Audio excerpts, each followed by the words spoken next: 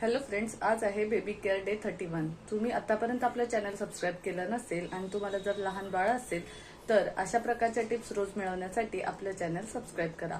तर आजची टिप आहे, उन्हाळ्यात बाळाला जे डिहायड्रेशन होतं त्याची लक्षणं काय असतील। म्हणजेच बाळाच्या शरीरात पाण्याची कमतरता होणे।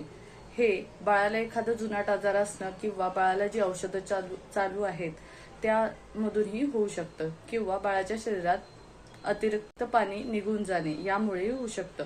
सध्या जर बाळाला कोणताही आजार झालेला असेल तर त्याच्यामुळेही बाळाला डिहायड्रेशन। बाळ सारखं खेळत असताना झोपणे, बाळाला सारखं सू न होणे, बाळ 3 तासापेक्षा जास्त वेळ झाला तरीही बाळाला सूला न येणे, त्याचबरोबर बाळाचा श्वासोश्वास वाढणे, बाळ रडताना बाळाच्या डोळ्यातून पाणी न येणे यासारखे लक्षणे जर तुम्हाला दिसत असतील तर तुमच्या बाळाला डिहायड्रेशन झालेलं आहे असं तुम्ही समजू शकता।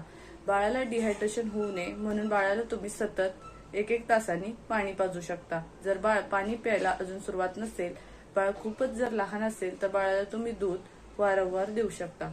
त्याचबरोबर ज्या फळांमधून पाण्याची कमतरता भरून निघते अशी फळे बाळाला तुम्ही देऊ शकता। अशाच प्रकारच्या टिप्ससाठी नवीन आयकॉनला नक्की सबस्क्राईब